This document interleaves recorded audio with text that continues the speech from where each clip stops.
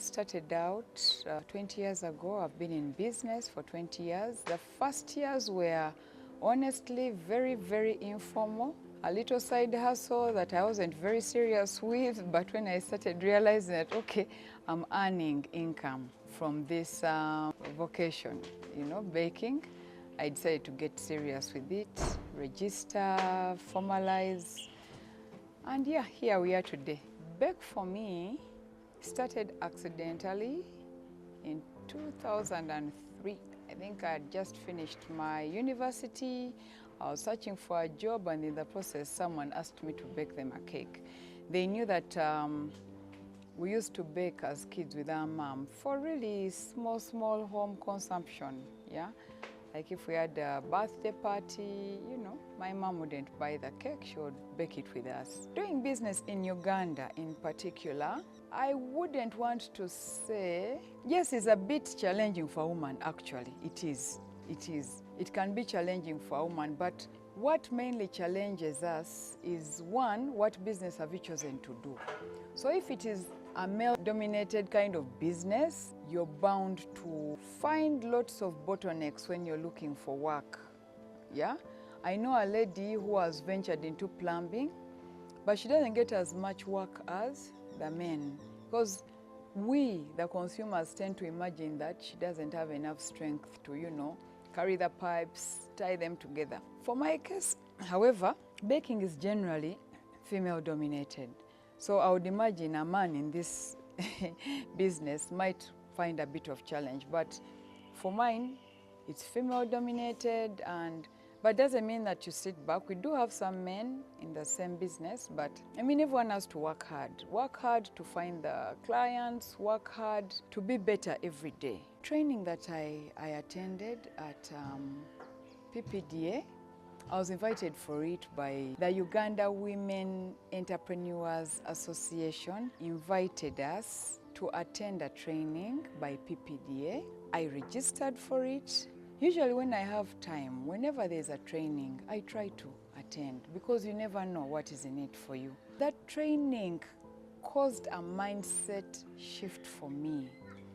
One, I used to have the impression that government already has its suppliers, standard suppliers, that they never invite people. But from the knowledge that government is in fact being very intentional to make more room for women was very good knowledge for me that I picked from that training. And the other thing that I learned in the training was that PPDA can actually hold government entities accountable. If I get a problem, depending on the nature of problems, there are mentioned quite a number, I don't remember them, but really that I can go and report and say, you know what, I am experiencing this challenge. I've done everything that I was asked to do, but I'm not getting feedback. So it was a very good training, and as a result of it, I registered, I onboarded on the PPDA platform. We are doing business with a few government entities. We supplied UETCL, Uganda Electricity Transmission Company Limited, for their end-of-year parties. We supplied UEGCL, Uganda Electricity Generation Company Limited, again for their end-of-year party. We've continuously supplied Uganda Revenue Authority. We've supplied National Water and Storage Corporation. I believe that it's because I registered on EGP that they found me. Because all along, we had never served some of these entities. The ones that I've mentioned, we had never served until we registered on the EGP.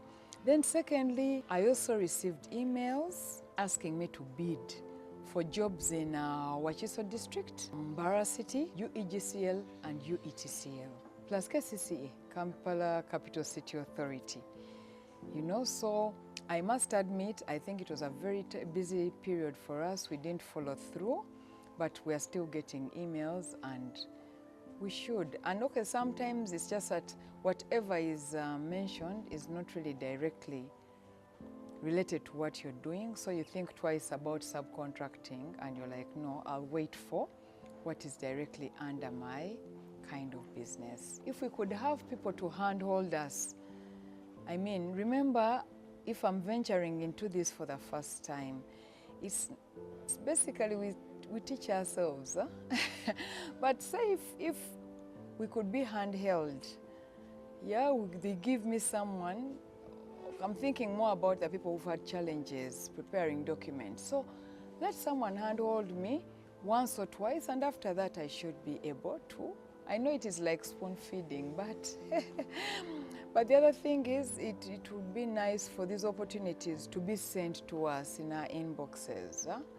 Yeah, because some of us might have a challenge. We are not aggressive enough to look out for the papers, look for, since government is aware that I've registered, as they are pushing out the jobs, they realize that we have women who have registered for catering, for decoration, for events planning, and they're being kind enough to wish 15% of that business for us.